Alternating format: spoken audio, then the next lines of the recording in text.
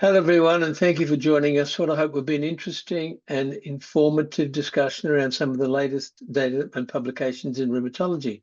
My name is Professor Peter Nash from the Griffith University in beautiful downtown Brisbane, and today I'm delighted to be joined by Dr. Rodrigo Garcia Salinas, who is the head of arthritis and spondyloarthritis unit at the hospital Italiano de la Plata in Argentina. Welcome, Rodrigo, and thank you so much for joining us. Today, we're going to discuss your recent publication in Clinical Rheumatology, which is looking at this very topical question now of difficult to treat and complex to manage. And in this instance, it's not rheumatoid, which is often discussed. It's in patients who have axial spondyloarthropathy as defined by the ASAS criteria, which we can define, and your Reuma-Check cohort, which we need you to explain to us. And it'll be frequency, predictive factors, and treatment patterns. So, Rodrigo, would you mind just introducing yourself and tell us a little bit about yourself and what work you're doing and what your interests are? Hello, Peter, and thank you very much for support that investigation that is very important for Latin America to define our data. I am Rodrigo Garcia Salinas. I am a rheumatologist from Argentina, and as Peter said, I am working in Hospital Italiano de la Plata and in the University of La Plata, or the School of Medicine of La Plata University. And tell us a little bit about the Reuma-Check cohort as a background to what we're going to be talking about. Okay, yes. The Reuma-Check is a program in my hospital in Argentina, which is a structured protocol for early detection and evaluation of patients, in that case with axial spondyloarthritis, but we have several cohort with, for example, with rheumatoid arthritis and psoriatic arthritis too, with the same program. We started with this program in 2017, and all patients underwent clinical assessment, laboratory testing, and imaging, including X-ray and MRI and ultrasound. That's like a circuit where the patient starts in a kind of triage to selecting the patient with back pain and start the circuit. The first station is, for example, the lab, and then move to the MRI and X-ray and ultrasound evaluation, and then comes to the clinical evaluation with clinimetric and interview. And that is important. We have all the data of the patient in the same time. In rheumatoid arthritis, in psoriatic arthritis, in axial SPA. And that's important. And in this instance, in this instance, people are coming in with back pain for assessment. Yes, in that case, the circuit is activated with the patient with low back pain. But it's important to remark that we have a first step to selecting what patient start the circuit, because maybe the patient with low back pain and one axial SPA features activate the circuit, but who started with your low back pain after than 35 years old.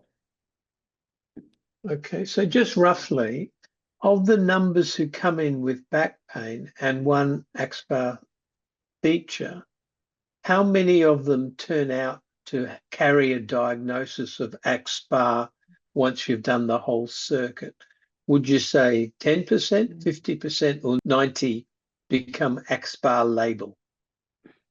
No, in our case, we have a high sensitivity way to start the circuit, and the patient who low back pain may be between 15 to 75% of the patient complete the circuit and have the diagnosis of axial SPA in the end of the circuit. Yes.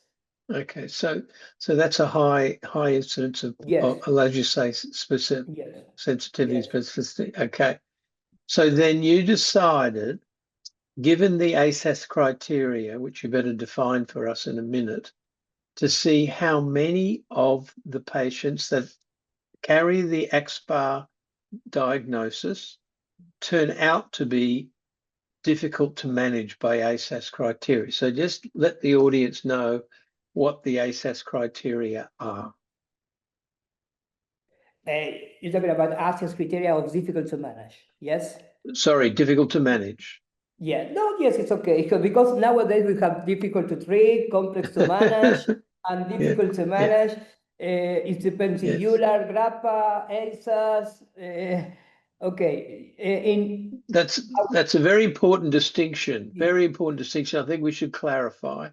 So there's a group of patients who are now being called difficult to manage or difficult to treat, sorry. Yes. And they're split into two. Those who are treatment refractory, yes, and those who have complex to manage for a series of other reasons. So this particular group, are they going to be treatment refractory, or are they going to include all those complex to manage patients as well? Those who have central sensitization and chronic widespread pain and et cetera, et cetera. So this group that you're going to tell us about, are they treatment refractory with evidence of inflammation that remains, or are they include the complex to manage? Which one? Okay, in our case, we use the ASAS definition of difficult to manage.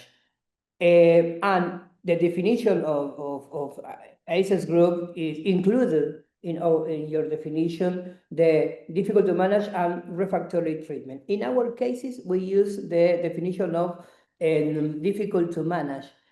And we found out of 129 patients, only 9% fulfilled the ASAS criteria of difficult to manage disease. And only four, yes. You better define that definition. So for people who aren't familiar, yes. have you got it handy? Okay, the definition of difficult to manage is the patient who failure to two different mechanisms of action of advanced therapy and to fulfill another point, for example, with high disease or with disease activity for ASAS or with radiographic progression or one extra musculoskeletal manifestation or musculoskeletal manifestation. And when the patient and physician perceive that the management of the disease is difficult. That is definition of difficult to manage. And this definition includes the refractory treatment, as you say, that the patient who have MRI positive to bone marrow edema, objective active disease, or high CRP. 2 points important to remark. 2 points to remark that is an objective marker of inflammation. In this case, the patient will be refractory treatment. Okay, so just for my own understanding, we're going to come to the methods you used, etc. But you were saying about 9% filled this definition. Okay, what number of them were treatment refractory with objective evidence of inflammation, and which ones were just difficult to manage for a million other reasons? Do you have a feel for how many of the 9%? Okay, in our case, just 4 patients fulfill the criteria of refractory treatment. It's only a hand. Cool. It's only a hand of patients. Okay. That is important because this is a low number of patients in the end of the day who achieve the real definition of of Treatment refractory. treatment refractory. Okay, so indeed. that's a very important distinction. Okay, Yes. so you've got your circuit, you've got all your patients going through this circuit of imaging and bloods and clinical. Yes. What method did you then use to sort things out? Tell us a little bit about the baseline demographics of these people. 129 patients came in, and tell us a bit about the methods that you used and then your results. In that case, we conducted a prospective observational study, and as I say, And I think that's critical. Prospective, yes, observational observational, cohort. Yep. Exactly. That all the patients come from the Reuma-Check protocol for axial spondyloarthritis between 2017 and 2024, sorry, 24. And all patients underwent clinical assessment, laboratory testing, and imaging, include X-ray, MRI, and ultrasound. All the patient was assessed with the same protocol. And when then applied the ASAS definition of difficult to manage axial SPA and performed a comparative analysis, and a simple analysis with between the baseline characteristics of each patient between difficult to manage and no difficult to manage patient. And we compared the baseline characteristic of two, and we saw that this group showed the show of difficult to manage showed higher disease activity and functional impairment with BAS-DI, ASAS, and BAS-FIT score significantly elevated. And we also found that factors such as smoking, that is important, the smoking, because we saw, for example, in the last EULAR, all the cohort difficult to manage in axial SPA, the smoking is a risk factor of difficult to manage in the end of the day. And in our case, yep. psoriasis, and for example, the patient who has a chronic involvement in X-ray, for example, sacroiliitis grade 3 or 4. And in our case, we found, for example, the peripheral damage were more common in patients with difficult to manage than no difficult to manage. And in multivariable history, yes, but peripheral synovitis on ultrasound, structural damage, psoriasis, and smoking. Tell us a bit about the patients that started on a biologic. What percentage failed the first biologic, and how long did they roughly stay on drug? The median of follow or the median of the survival of the first therapy, but most of patients, the first therapy were TNF blocker. Yep. And the median of follow-up is near 2 and 2.5 years until the patient failure with the ASAS criteria of failure of disease activity. And yes, near or 75% of the patients were under TNF blocker treatment, and then the secondary mechanism of action was an interleukin-17 blocker. Okay, so if I read it correctly, about 30% failed the first line of treatment, which was in most patients a TNF, and I think they stayed on drug for about, I was trying to see if I could find it in the paper, about 19 months, the first biologic. Yes. And then they near 2 years. And then 30% switched, and they could either switch to a TNF or a 17.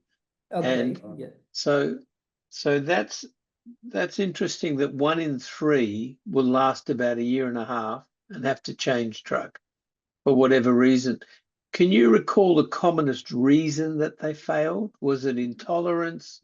Was it side effects? Was it this stuff's not working anymore?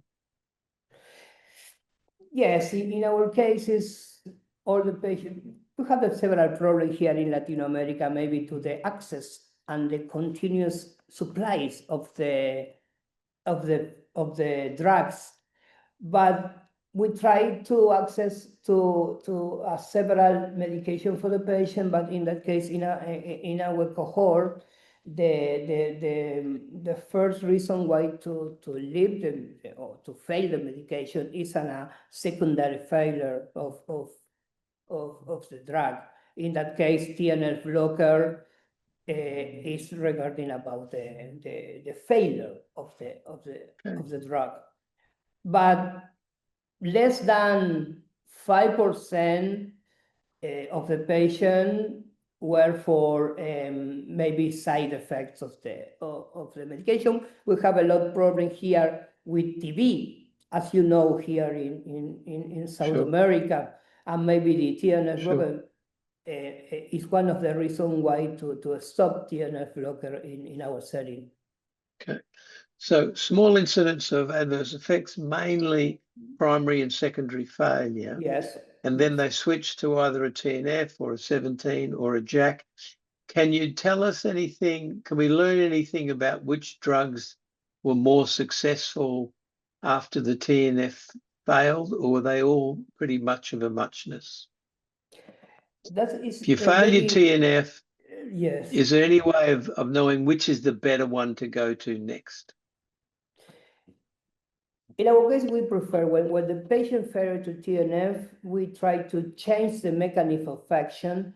In that case, we didn't use the cycling between TNF blocker. In that case, we prefer to swap to another mechanism of action. In that case, okay. In our experience, for example, in patients with axial SPA, the JAK inhibitors are a very, very good drug, because in that case, the effect of in a pain in a patient, the back pain and in the residual pain, for example, in the no inflammatory pain as a neuropathic or whatever, have a very good effect in our patient. In that case, in our setting, we had upadacitinib approved, tofacitinib and upadacitinib, that we prefer using upadacitinib because the effect in pain is very, very good in that kind of patient. Okay, so that's very instructive. And it's interesting that you had such a small number with really treatment refractory with very low evidence of inflammation, because people are switching and swapping drugs driven by pain and patient global and physician global more than they are by objective evidence of inflammation that's not controlled. And some patients will cycle through a number of these expensive drugs, and their pain can come from so many other things that would benefit from physical therapy, pregabalin, surgery, etc., etc. Yes.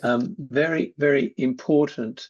And the numbers you had weren't huge, so there were always limitations with these kinds of studies, that you could be affected by having very small sample size. Anything else in the result that you want to tell us about?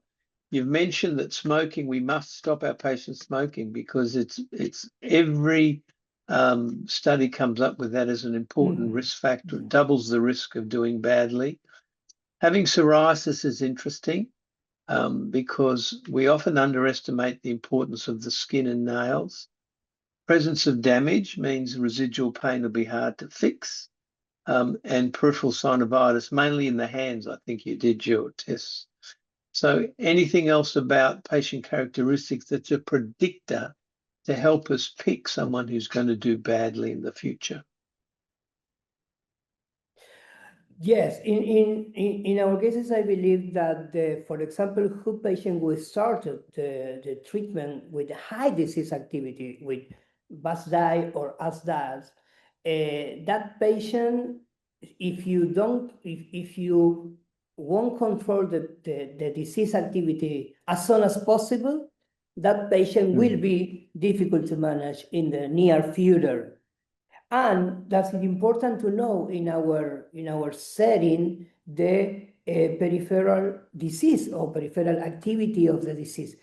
As you know, Peter, in Latin America, the patient with axial SPA had a lot peripheral involvement.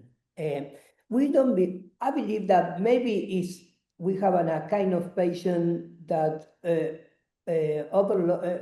split patient with psoriatic arthritis or maybe axial psoriatic disease in that case. But we believe that the profile of patients from Latin America with axial SPA had a lot of peripheral involvement. In our study, in our work, we found the ultrasound, even the patient without symptoms of peripheral disease or enthesitis, who had an finding about the ultrasound activity in this, the patient will be in the future more difficult to manage. That is important to keep in mind in our setting, the arthritis. So that's very helpful. And so roughly 1 in 11 are going to be difficult to manage in your cohort. How does that compare with other studies? Is that sort of in line with what other studies have found? Yes, for example, we found that the CRP levels in our patient is low in difficult to manage in a baseline. Maybe that kind of patient with a low CRP titers had a disease, lower inflammatory and more neuropathic, maybe, and that is the reason why that patient will be more difficult to manage.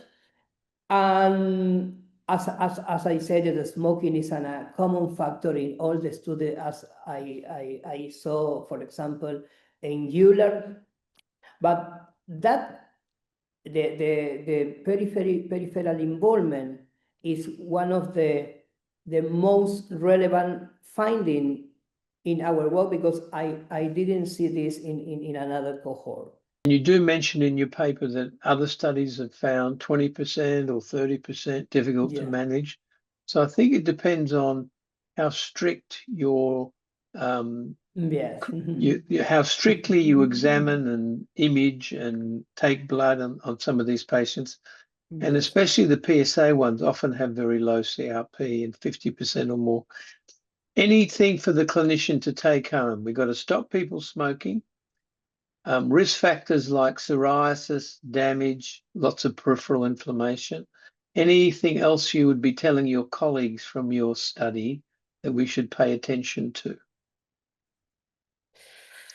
Okay, I believe that the key message in that difficult to manage axial SPA, one of them is not rare. It's slow the prevalence. Clinicians should be aware that beyond the treatment failure factors such as comorbid psoriasis, structural damage, smoking, and increase the likelihood of difficult to disease course. I believe that the early recognition and the multidimensional management strategy are essential to improve and we work together with gastroenterologists, ophthalmologists, and dermatologists.